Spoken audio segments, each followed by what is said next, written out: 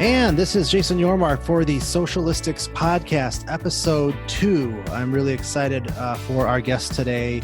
Like I've said in our intro episode, the goal here is to really talk to the platforms that we personally as an agency have had a lot of success with and really, really love.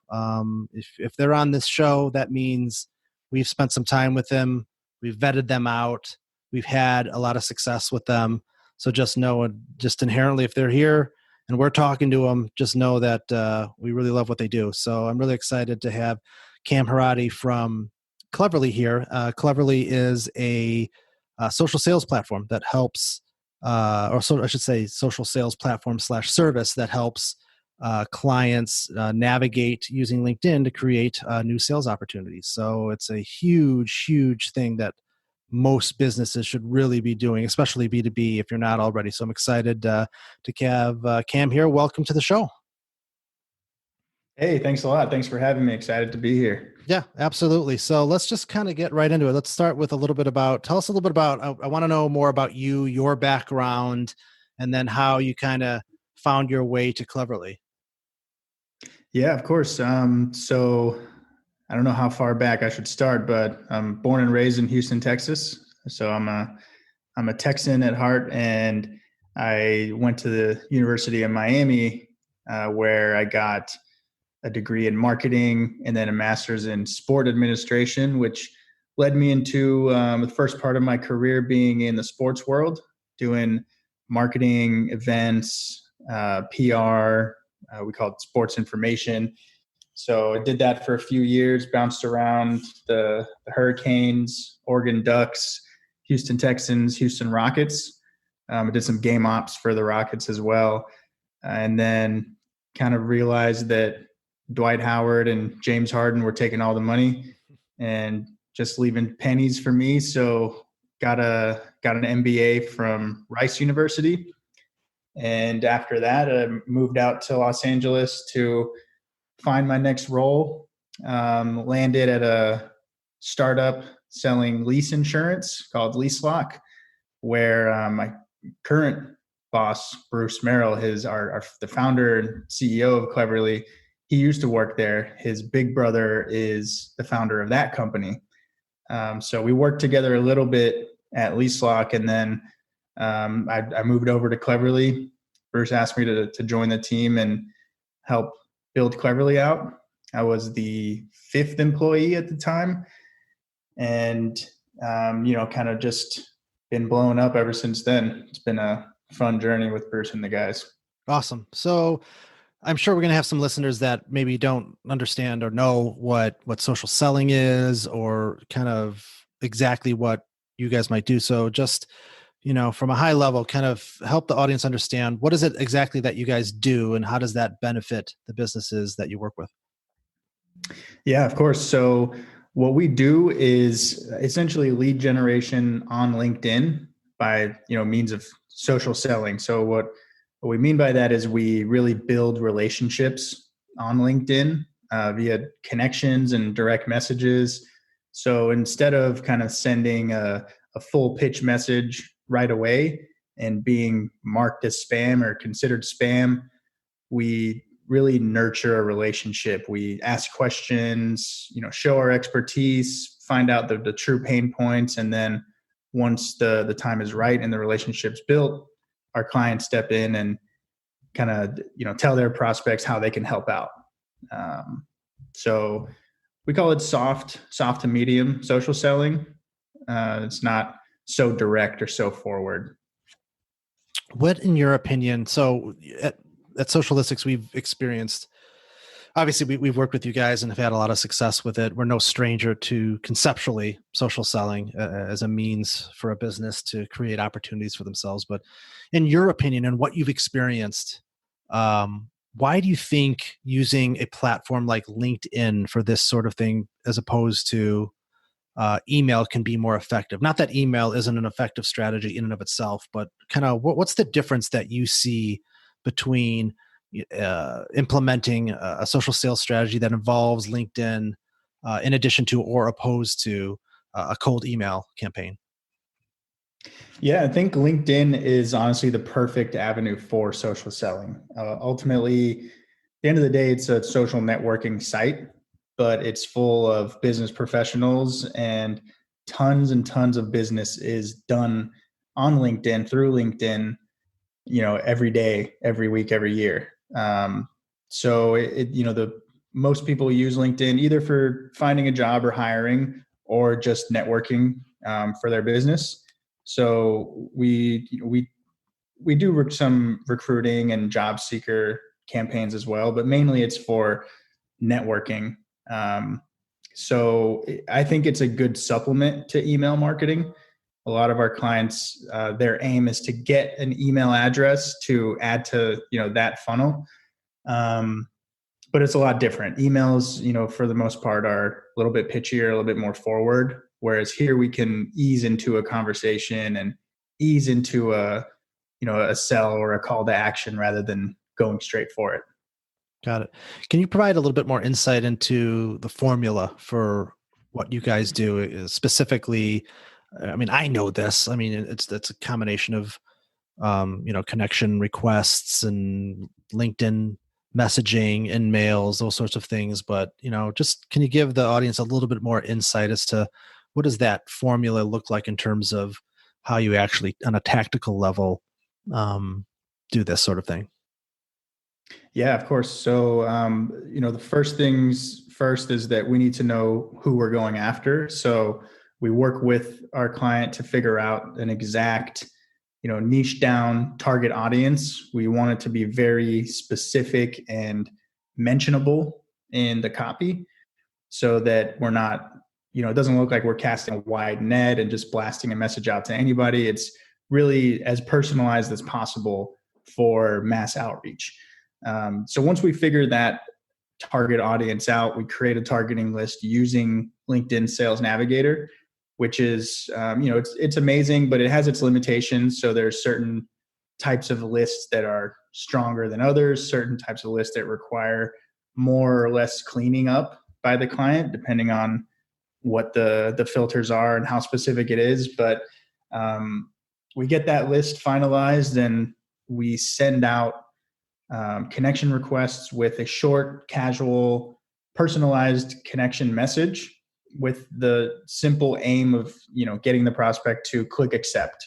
We were not typically asking any questions or telling anybody what we do at this stage. It's just a friendly networking connection request.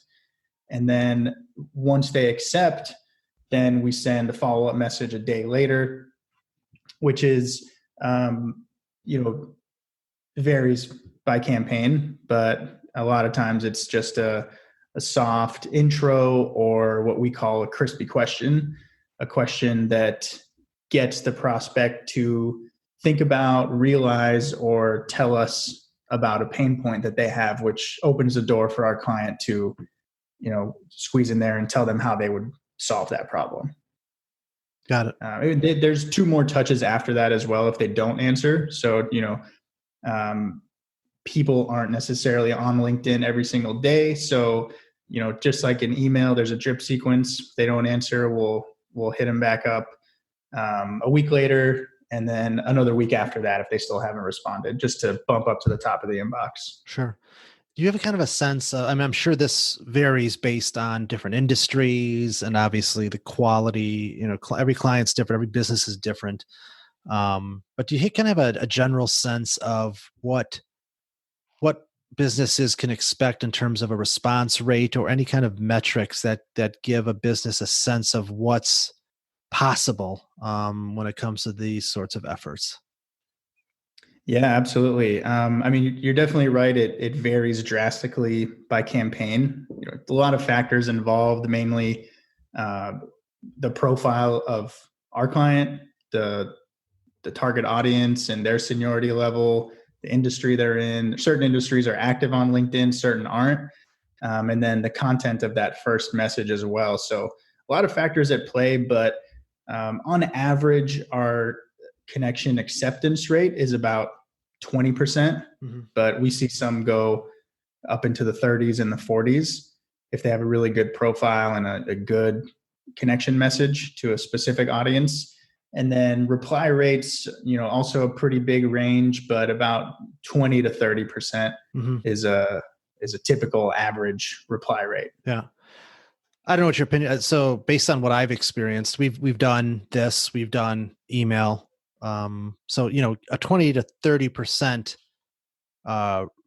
you said open rate or response rate on that, just to clarify. That was a connection acceptance rate. Connection accept. So which is obviously it's an action point by who it is that you're targeting. When you think about email, that's tough. This is my theory on this. I'm kind of curious what your opinion is on it. Yeah. If I feel people are more protective of their email address, and what I mean by that is if you email somebody without their permission, and there's varying degrees, right? I would say actually like a phone number. Like if you texted somebody without their permission, I would say that would be like at the top, like I didn't give you permission for this. And that would really piss people off. Next down would be email. Like a lot of people don't, I didn't ask for this. They're protected around that. But when you think about LinkedIn, not so much, right? To me, the barrier to entry there isn't that sense of, people aren't adversarial around being contacted by people they don't know on LinkedIn, whereas they might be more so around their own personal email address or phone number. Thus, an outfit like yours and this sort of strategy having a lot of success. Curious on your take on that. Yeah, I think you're absolutely right. This kind of goes back to what I said before, that it's ultimately LinkedIn's a social networking site. So some people do only want to connect with people they know, but I think that's the minority. For the most part, people will accept if your profile is relevant at all, or if you just look like a nice person. So yeah, people aren't as protective. You do get some people here and there that tell you, stop messaging me. You're not supposed to sell on LinkedIn. But they just don't realize how much selling actually is done on LinkedIn. So if anything, they're missing out. Yeah, no, for sure. When you think about, what are the best types of companies, either industries or whatever the case may be, who are the ones that stand to benefit from this even more so than others, in your opinion? Which industries you said? Yeah. Industries, types of companies.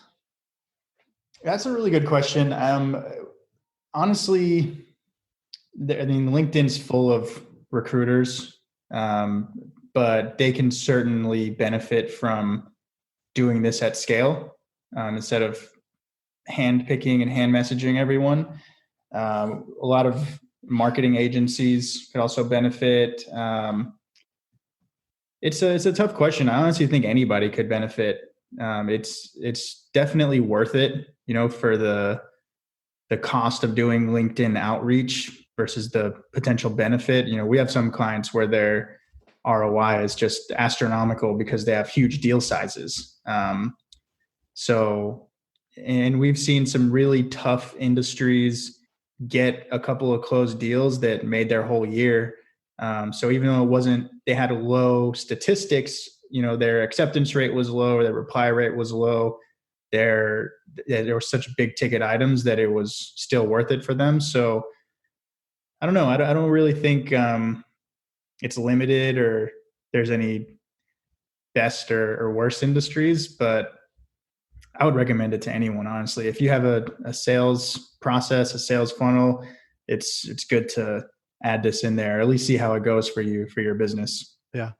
What when you think about this sort of thing for a business, if you're advising them, like what are the top 2 or 3 most critical components to a successful social sales campaign? Like above all, what do businesses really need to be thinking about to kind of prepare themselves to have as much success with this sort of thing that they can? That's a really good question. I guess I'll answer that through the LinkedIn lens still. That's where my expertise is. But I think the one of the most important things that's somewhat underrated is the profile. The profile really needs to be strong and relevant to the audience, which is why the audience also has to be specific. a lot of businesses can work with any type of client or any type of prospect, but that wide net strategy doesn't work well on LinkedIn. It has to be specific. Excuse me. And then the profile really plays a big role. When you get a connection request from somebody, you only see a few things. You see their name, their profile photo, their LinkedIn headline, and then the first 70 or so characters of that connection message before you have to click see more to read the rest of the message. So those four things right there determine the acceptance rate. And the LinkedIn headline is an interesting beast in itself that there's a lot of people giving a lot of advice across the spectrum on that throughout LinkedIn. But we've seen certain things work and certain things not work. So that's an area of focus for sure, is the profile and the headline. Gotcha. Excellent. What do you think when you look at the landscape of social selling and platforms and services? I mean, I've seen, it seems like it's a hyper growth area. Like a lot of companies are popping up, or I personally get requests from people asking. I probably get, they're social selling me. I get them on LinkedIn. I get emails too of folks that want to do that for us. So there's a lot of that out there. What do you think differ? Like, how do you guys stand out? Like who are the outfits that do this really well? Like what makes them different or unique that separates them from, the fly by the night kind of offerings that I'm sure a lot of people are getting requests for? Yeah, of course. So to be honest with you, I personally don't pay much attention to our competitors or other businesses in the space. We're always hyper focused on just improving ourselves. So I can't speak much to what they do, but I can tell you that what we do that helps set up our clients for success is we really take a consultative approach to our onboarding and account management process. And by that, I mean, we really try to teach our clients and walk them through how to do social selling, how to handle these conversations, what their response handling should look like. Because people come from all different backgrounds, that some of our clients have a lot of sales experience, some don't. So we don't ever want to assume that they do or don't know something. So we focus a lot on education and making sure that once we crack that door open for our clients, that they are well equipped to, bust it wide open and get on a call with someone or close a deal. Oh, that's great. What about the future of either social selling? Like, if you kind of look down 6 months, 12 months, a year down the road to what are some things that are up and coming, either conceptually or for you guys specifically, that you think is going to maybe change the landscape, or just some exciting stuff that you guys have going on that's coming up? Yeah. Well, I can tell you that we get a lot of requests from clients to do response handling. That's something that's, we're not sure what the logistics behind that looks like, because it's, manpower heavy, time intensive. Mm-hmm. But we're looking at a lot of ways to help our clients put together responses, response templates at least, so that they can kind of templatize their, further conversations after the connection and initial response. Ultimately everything does need to be personalized and mm-hmm. on a per client basis, but we live in a world where everyone wants things done quickly and easily, templatized. So we're looking at ways where we can help save our clients more time, because a lot of those conversations they have do end up being very similar. So kind of not necessarily automating, but simplifying the conversation process to a point where it can still stay customized and personalized is, I think, our next step. Mm-hmm. I kind of have mixed feelings about that. I think on one side, as our agency has grown, repeatable processes become more important to be able to scale. But at the same time, I don't want to get so far down that path that we lose that personalization. Yeah. So I can understand it from both sides. Strictly from a competitive standpoint, the more other agencies integrate automation and less personalization is better for us because, we've really kind of stuck our flag in the ground at being authentic and personable and being real people and not being so automated. But, there's got to be some of that. You just can't, as a business, if you want to scale and grow, it's practically impossible for every message or every connection that you send out to be different and personalized. It's just not possible. Certainly find a happy medium between that. Um, Exactly. Yeah. but yeah, I mean, I don't know. I think I would, as we've worked with you guys, I'm all like the minute somebody responds, like we're on that. Like to me, that's like they've expressed interest. Like let's get in there. Let's show Yeah. them what we're all about. Like I couldn't even fathom following that up with, any sort of automation. So for us, automation only exists, in the cold stage. And even that is, I've always felt a little uncomfortable about, but I've had to get right with that because you've just gotta, it's a scale thing. You just have to reach a certain number of people to actually get somebody, you get them at the right time, the right, you never know. Like, here's a great example.